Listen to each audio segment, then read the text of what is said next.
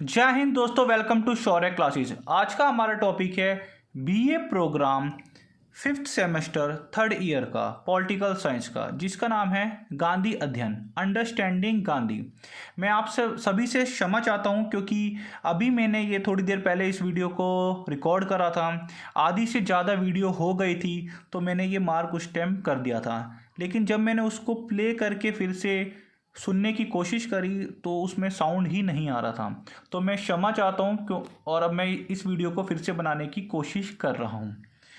कोशिश करूँगा कि जो पहले चीज़ में आ गई थी अब शायद वो चीज़ ना आ पाए, फिर भी मैं पूरी कोशिश करूँगा कि आप तक वो सभी पॉइंटों को काफ़ी आसान शब्दों में लेके आऊँ। ये जो टॉपिक है ये BA programme 5th semester 3rd year का है और विषय का नाम है अंडरस्टैंडिंग गांधी, गांधी जी को समझना। उसमें एक क्वेश्चन आपको बार बार देखने को मिलता है, गांधी जी की सांप्रदायिकता विचारधारा क्या थी, या फिर कम्युनलिज्म यूनिटी के बारे में।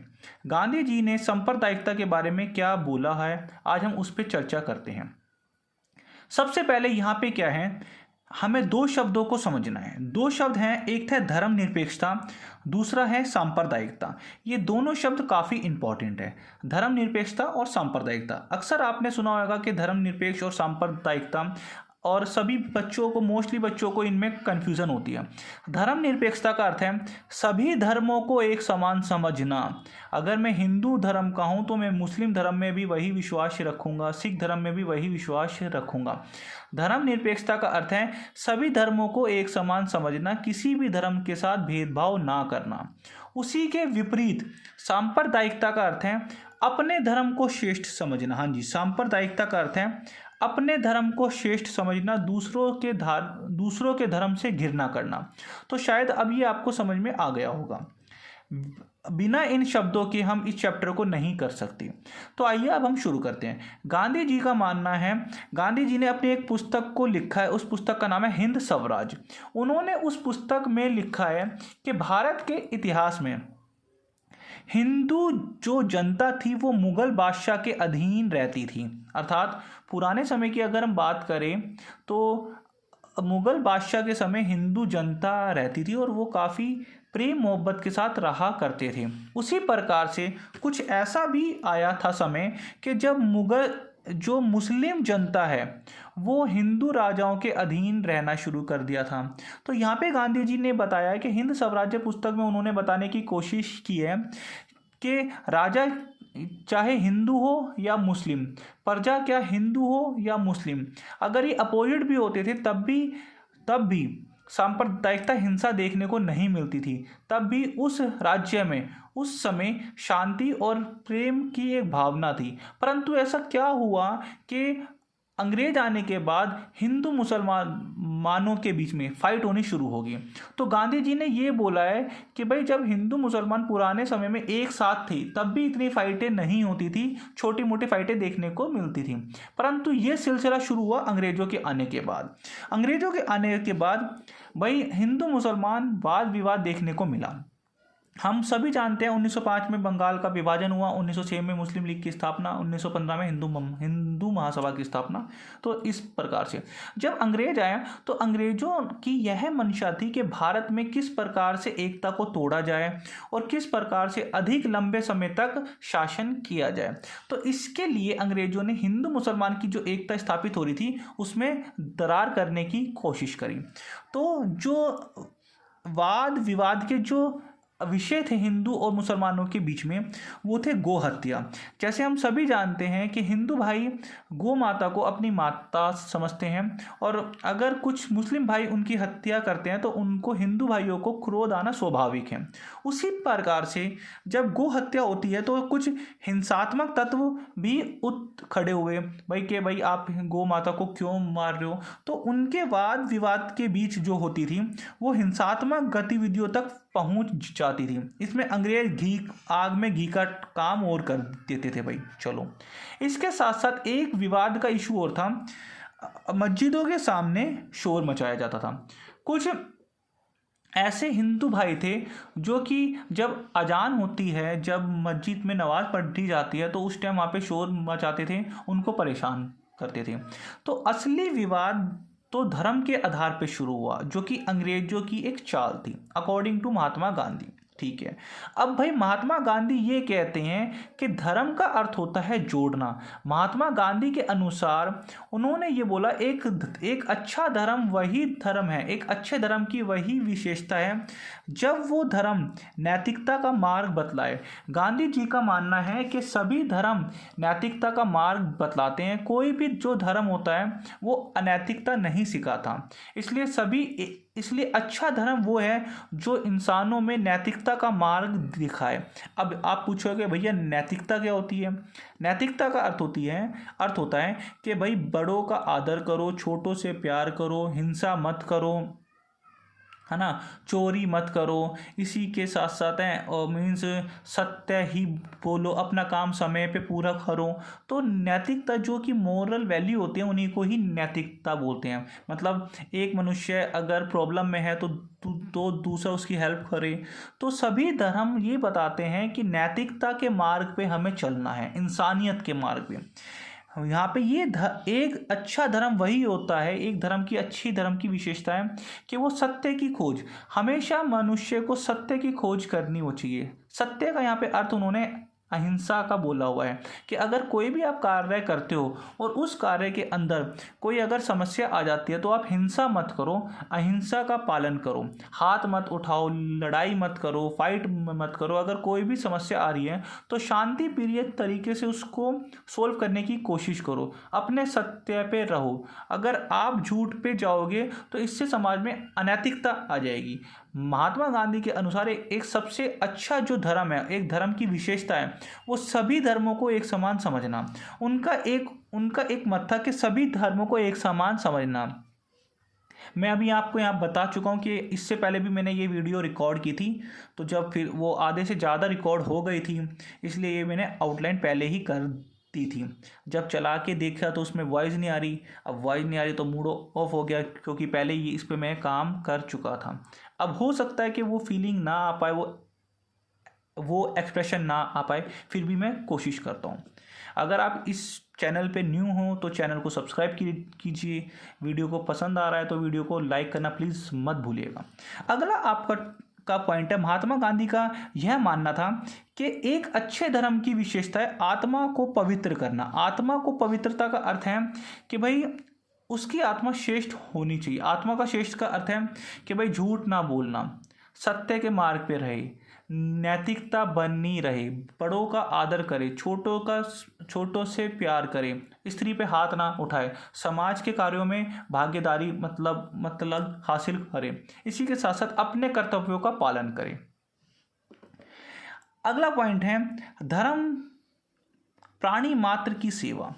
मतलब महात्मा गांधी के अनुसार जो धर्म होता है उसकी विशेषता है कि हर एक धर्म ये बताता है कि प्राणी मात्र की सेवा ही सबसे बड़ा धर्म है। अर्थात दूसरों की हेल्प करना, दूसरों की मदद करना, दूसरे अगर व्यक्ति समस्या में है तो उनका सोल्यूशन करवाने में उनकी मदद करना। ऐसा नहीं कि अपना जेब भरते जाओ, दूसरों का शोषण करते जाओ, ये नहीं।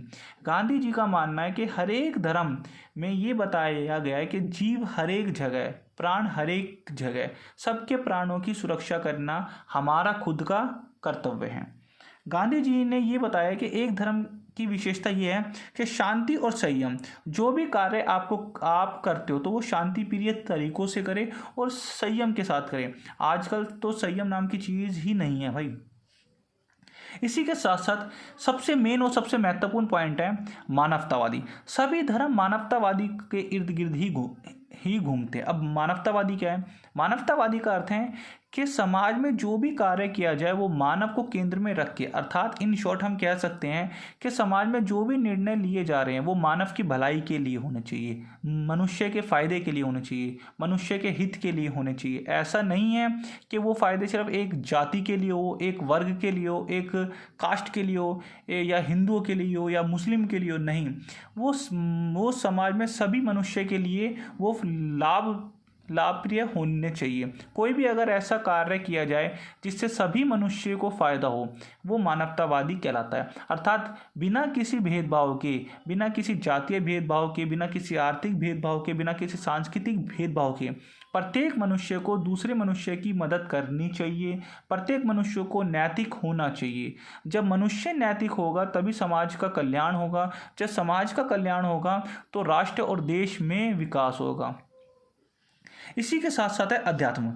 महात्मा गांधी का मानना है कि हर एक धर्म अपना एक आध्यात्मिक सिखाता है और उन सभी अध्यात्म का मेन जो एक निचोड़ है उनका है नैतिकता, अर्थात राष्ट्र कल्याण, अर्थात देश का कल्याण, समाज का कल्याण। तो महात्मा गांधी का मानना है कि एक धर्म की विशेषता ये होती है कि सभी धर्मों को एक समान समझना। महात्मा गांधी के अनुसार सभी धर्म एक समान है। महात्मा गांधी ये कहते थे कि भाई जो धर्म निरपेक्षता है ना, अगर सभी समाज में धर्म निरपेक्षता को अपना लेते हैं तो भारत बहुत जल्दी तरक्की कर लेगा और भारत में जो ये समस्या है ना, ये सारी समाप्त हो जाएगी। इसी के साथ साथ ही अगला पॉइंट है, महात्मा गांधी ने अपनी एक पुस्तक में, गांधी जी ने अपनी एक पुस्तक में स्वयं को हिंदू बताया है। उन्होंने ये कहा है मैं हिंदू हूँ, लेकिन हिंदू का उद्देश्य क्या है? उद्देश्य सत्य की खोज करना। उन्होंने ये कहा है मैं हिंदू हूँ, इसका मतलब ये नहीं है कि मैं दूसरे धर्म का पालन नहीं करता या मैं दूसरे धर्म में विश्वास नहीं रखता। उनका मानना मैं हिंदू हूँ क्योंकि मैं हिंदुस्तान में रहता हूँ। तो उनका मानना है कि जो मैं हिंदू हूँ तो उनका उद्देश्य सत्य की खोज करना, अर्थात हमेशा अपने जीवन में सत्य को खोजो, कभी भी झूठ का सहारा ना लो, अनैतिक मत बनो, हमेशा नैतिक कल्याण के ओर ही अग्रसर करो। उनका मानना है कि हम जिस धरती पे रहते हैं हिंदुस्तान में, तो वो नैतिकता का आधार का मुख्य आधार है, अर्थात हर एक धर्म का मुख्य आधार है नैतिक, अर्थात हिंदू धर्म में भी नैतिकता के आधार को ही धर्म बताया गया है। महात्मा गांधी हिंदू होते हुए भी अनुष्ठानों का विरोध करते थे, रूढ़ियों का विरोध करते थे, जो ये कर्म कांड होते हैं इनको विरोध करते थे और इनको अस्वीकार करते थे। परंतु उनका सबसे मेन मोटिव था नैतिक धर्म में एकता।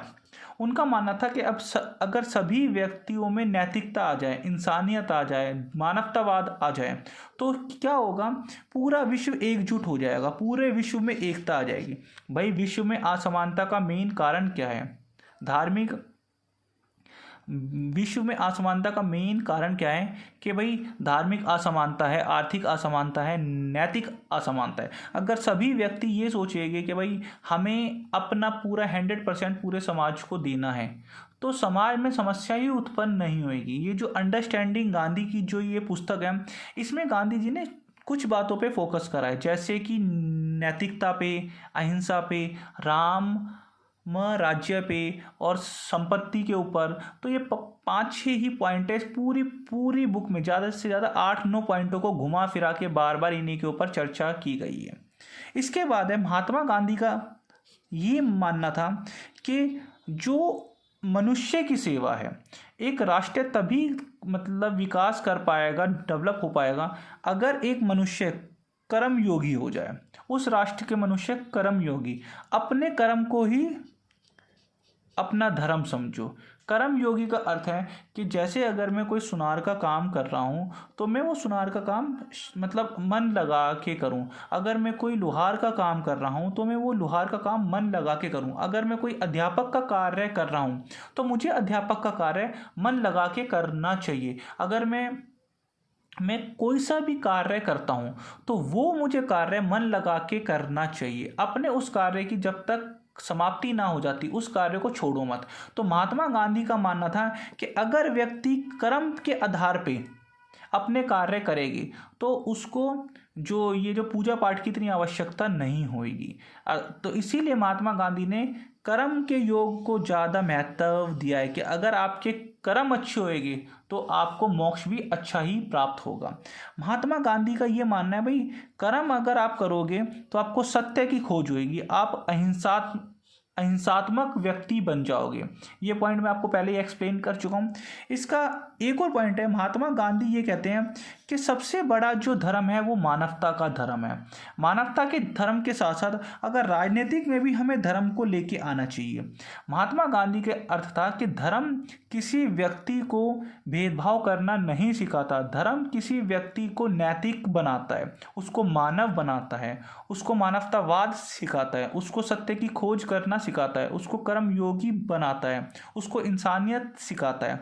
तो गांधी जी का मानना था कि राजनीतिक में भी धर्म होना चाहिए, क्योंकि अगर राजनेता ये जितने MP MLA या जो निगम पार्षद हैं, अगर ये अपना धर्म समझ ले कि भाई मुझे समाज का कल्याण करना है, मुझे समाज की सेवा करनी है, मुझे अपने लोगों की सेवा करनी है, अपनी पार्टी की सेवा नहीं, अपने लोगों की सेवा, बिना किसी भेदभाव की, बिना किसी पैसे के, बिना किसी लालच की, जब तक राजनीतिक में धर्म नहीं आएगा। जैसे पुराने समय में राजा का काम होता था प्रजा की सुरक्षा करना, अर्थात राजा का प्रथम धर्म था प्रजा की सुरक्षा करना और प्रजा पे शासन करना। उसी प्रकार से जिस प्रकार से जिस भी व्यक्ति का जो भी कार्य है वह अपने कार्यों को पूर्ण रूप से अपने कर्म के आधार पे करे, ना कि भाई अगर मैं उच्च जाति का हूँ तो मैं उछले कार्य ही करूँगा या मैं नीच जाति का हूँ तो ऐसा नहीं। गांधी जी का मानना था कि राजनीतिक में अगर धर्म को लेके आया जाता है तो राजनीति में जो भी MP MLA निगम पार्षद या जो भी मिनिस्टर हैं वो धर्म के आधार पे कार्य करे, और धर्म व्यक्ति को नैतिकता के सिद्धांत पे लेके जाता है, मानवता के सिद्धांत पे लेके जाता है, जन कल्याण के सिद्धांत पे लेके जाता है।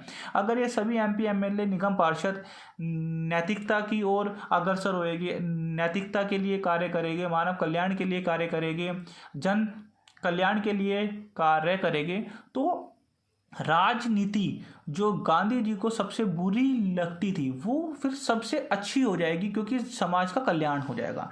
और लास्ट में उन्होंने ये बोला है मानवतावादी धर्म। गांधी जी का एक और सबसे आखिरी पॉइंट है मानवतावादी धर्म। उनका मानना है क्या वो सांप्रदायिकता हो, क्या वो धर्म निरपेक्षता हो, दोनों में से किसी में भी हो, लेकिन होना चाहिए मानवतावादी। मानवतावादी है कि सभी मनुष्य को एक समान समझ के उनका विकास करना, उनका कल्याण करना, है ना।